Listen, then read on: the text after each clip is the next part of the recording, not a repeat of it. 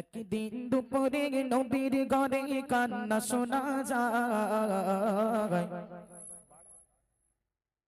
আম্মা খাদিজা কাঁদছে কেন পড়িয়া সিজদায়। আম্মা খাদিজা সিজদায় পড়ে অঝর নয়নে কাঁদছে। এবং কি ঘটনা ঘটছে একটু লক্ষ্য করবেন।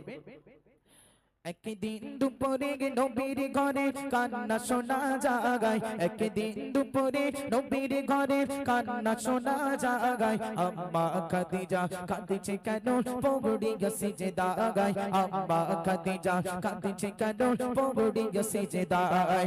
একদিন দুপুরে নবীর ঘরে কান্না শোনা যায়। একদিন দুপুরে নবীর ঘরে কান্না শোনা যায়। আম্মা খাদিজা কাঁদছে কেন পড়িয়া সিজদায়। আম্মা খাদিজা কাঁদছে কেন পড়িয়া সিজদায়। মা ফাতেমা ছুটে ছুটে নবীর দ্বারে যায়।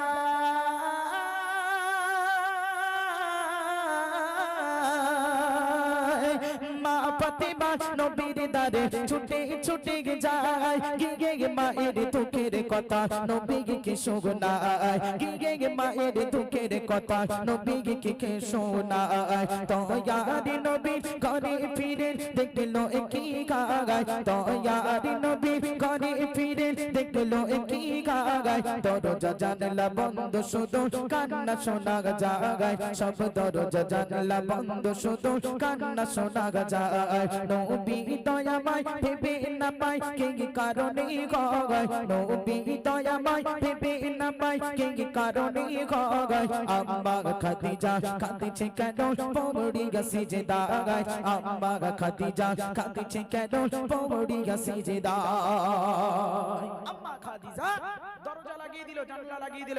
দেওয়ার পরে অঝর নয়নে কাঁদছে। আল্লাহ রাসূল আমার বাইরে থেকে কাকুতি মিনতি করে ডাকছে, আম্মা খাদিজা দরজা খুলে দাও। তুমি আর বাইনা করো না, আমি গরিব নবী, আমি এতিম নবী, তোমাকে ভালো মন্দ খেতে দিতে পারি না, ভালো মন্দ পড়তে দিতে পারি না। তাই জন্য কি তুমি কাঁদছো?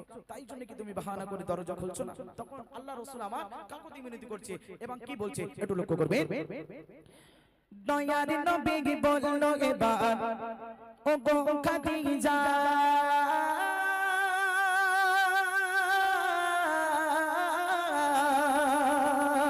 দয়ার নবী বলল এবার ও গো খাদিজা, দোহাই তোমার তুমি এবার খুলে দাও দরজা।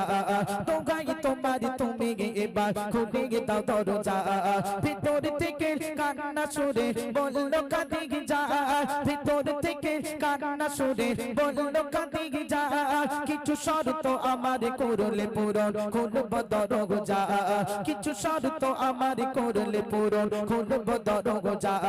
দয়ার নবী বলে ও গো বিবি খাদিজা, দয়ার নবী বলে ও গো বিবি খাদিজা, সব শর্ত পূরণ করব কথা দিলাম আজ তোমার।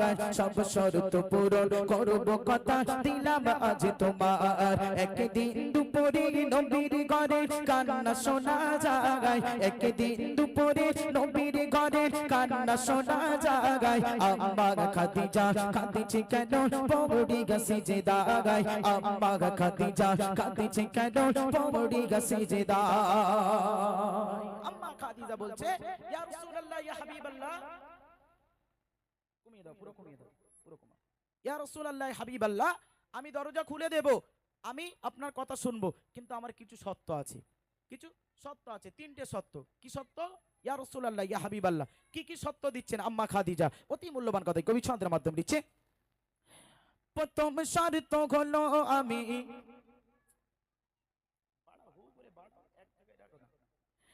প্রথম শর্ত হলো আমি মরিব যখন,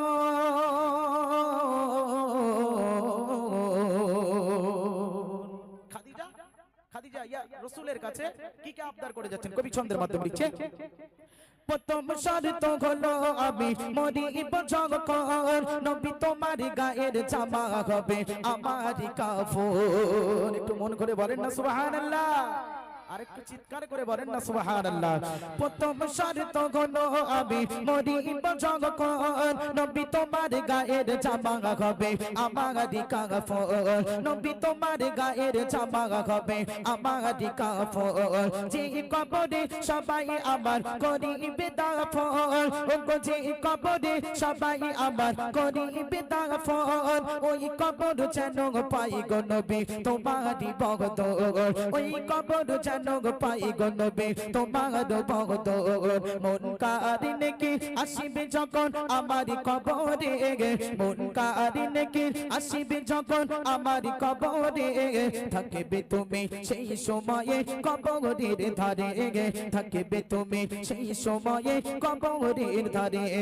একদিন দুপুরে নবীর ঘরে কান্না শোনা যায়, একদিন দুপুরে নবীর ঘরে কান্না শোনা যায়, আম্মা খাদিজা কাঁদিছে কেন পড়ে গেছে যে দাগায়, আম্মা খাদিজা কাঁদিছে কেন পড়ে গেছে যে দাগায়। আম্মা খাদিজার তিনটে সত্য, তিনটে সত্য কি কি? স্টপ করেন, আমার দিকে একটু ফলো রাখেন না, একটু কমিয়ে দেন। আমি বলেছি বারবার যে কথা বলার সময় আপনারা কমিয়ে দেন, কমিয়ে দেন। ওখানে বসেন, একটা জায়গায় বসেন বাবু, বসেন আপনি, আপনি আপনি ওখানে বসেন। আপনার জিনিস তো, জিনিসটা আপনার, আপনাকে তো মেনটেন করতে হবে, তাই না? আম্মা খাদিজা তিনটে সত্য দিল, তিনটে সত্য। ইয়া রাসূলুল্লাহ, ইয়া হাবিবাল্লাহ, আমি যখন ইন্তেকাল করব, আমি যখন মারা যাব, আপনার জুব্বা মোবারক, আপনার পাকড়ি মোবারক, মোবারক দিয়ে আমার আমার গায়ের যেন কোনো কেনা কেনা কাফন যেন আমাকে যেন না দেওয়া হয়, আপনার জুব্বা মোবারক, আপনার পাকড়ি মোবারক দিয়ে আমাকে যেন কাফনের ব্যবস্থাটা করা হয়। দ্বিতীয় সত্য, ইয়া রাসূলুল্লাহ, ইয়া হাবিবাল্লাহ, আমি যখন ইন্তেকাল করব, আমি যখন মারা যাব, আমাকে যে কবরে শোয়ানো হবে, সেই কবরে শোয়ানোর আগে ইয়া রাসূলুল্লাহ, ইয়া হাবিবাল্লাহ, আপনি ওই কবরে ঢুকে একটু গড়াগড়ি দিয়ে নেবেন। দেওয়ার পরে আপনার যেন মুনকার নেকির ফারিস্তারা যেন এসে বুঝতে পারে এই কবর থেকে বিশ্বনবীর গায়ের গন্ধ পাওয়া যায়। একটু মন খুলে বলেন না সুবহানাল্লাহ। 3 নম্বর সত্য, ইয়া রাসূলুল্লাহ, ইয়া হাবিবাল্লাহ, সবাই যখন তিন মুঠো করে মাটি দিয়ে যখন সবাই চলে আসবে, ইয়া রাসূলুল্লাহ আপনি আসবেন না, আপনি একটু কবরের সাইডে দাঁড়িয়ে থাকবেন। আমি মুনকার নেকির ওই ভয়ঙ্কর চেহারাটা দেখে যদি আমি প্রশ্ন উত্তরের জবাব যদি ভুলে যাই, ইয়া রাসূলুল্লাহ, ইয়া হাবিবাল্লাহ, আপনি একটু ওপর থেকে একটু মনে করিয়ে দেবেন। একটু মন খুলে বলেন না সুবহানাল্লাহ। আম্মা খাদিজার সত্য ছিল তিনটে, আর দুনিয়ার বুকের মায়েদের শুধু খাবো, পরবো, লোবো আর লোবো, ঠিক কি না? মোটামুটি আমার ভাইদের ইনকাম কম, ভ্যান চালাতে চালাতে পেছনে সব রুঙ্গিল ছিঁড়ে যাচ্ছে, বাড়ি এসে ভাইজানদেরকে বলছে, এ দেখো আমার কিন্তু একটা সোনার নেকলেস বেনকে দিতে হবে, ঠিক কিনা? এরকম আবদার করে কিনা? কিন্তু আম্মা খাদিজার সত্য ছিল কি, ইয়া রাসূলুল্লাহ, ইয়া হাবিবাল্লাহ, আমি যখন ইন্তেকাল করব, আমি যখন মারা যাব, আপনার গায়ের জুব্বা মোবারক, আপনার পাগড়ি মোবারক দিয়ে আমাকে যেন কাফনের ব্যবস্থাটা করা হয়। দ্বিতীয় সত্য, ইয়া রাসূলুল্লাহ, ইয়া হাবিবাল্লাহ, আমি যখন ইন্তেকাল করব, আমি যখন মারা যাব, আমাকে যে কবরে শোয়ানো হবে, ওই কবরে শোয়ানোর আগে আপনি একটু গড়াগড়ি দিয়ে নেবেন। তৃতীয় নম্বর সত্য হচ্ছে, ইয়া রাসূলুল্লাহ, আমাকে যখন কাফন দাফনের ব্যবস্থা করা হয়ে যাবে, যখন সবাই চলে আসবে, আপনি আসবেন না, আপনি কবরের সাইডে একটু দাঁড়িয়ে থাকবেন। মুনকার নেকির ওই ভয়ঙ্কর চেহারাটা দেখে আমি যদি সওয়ালের জবাব যদি ভুলে যাই, আপনি একটু উপর থেকে মনে করিয়ে দেবেন। কতটা কতটা ছিল আর কতটা আজকের দুনিয়ার বুকে তফাৎটা দেখেন। শেষ ছন্দে কবি ছন্দের মাধ্যমে লিখছে, আম্মা খাদিজা দুনিয়া থেকে যখন বিদায় নিয়েছিল, বিদায় নেওয়ার পরে আল্লাহ রাসূল সব শর্ত পূরণ করেছিলেন।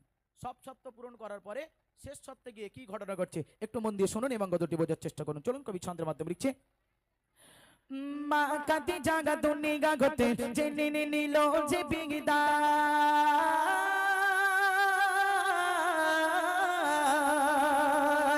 মা খাদিজা দুনিয়া গতে জেনে নিল যে বিদায়, সব শর্ত পূরণ করলো আমার নবী দয়াময়, সব শর্ত পূরণ করলো আমার নবী দয়াময়। কবরের মাঝে মুনকার নেকির সওয়াল জবাব চাই, ওই কবরের মাঝে মুনকার নেকির সওয়াল জবাব চাই, ওই আরশ থেকে আল্লাহ তাআলা জবাব দিয়ে দেয়। একটু মন করে বলেন না সুবহানাল্লাহ, আর একটু চিৎকার করে বলেন না সুবহানাল্লাহ। সওয়াল জবাব সওয়াল জবাব স্বয়ং আল্লাহ দিয়েছিলেন আম্মা খাদিজার সওয়াল জবাব।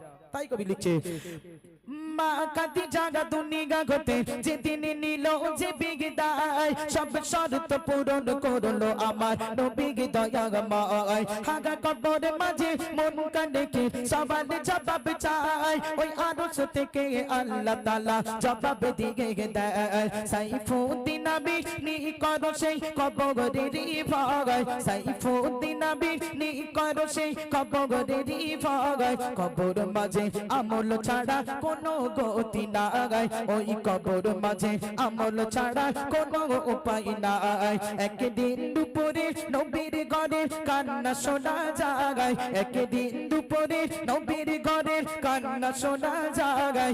আম্মা খাদিজা কাঁদছে কেন পড়ে গেছে যে দাগায়, আম্মা খাদিজা কাঁদছে কেন পড়ে গেছে যে দাগায়, আম্মা খাদিজা কাঁদছে কেন পড়ে গেছে যে দাগায়। আর তকবীর দাও নারী তকবীর।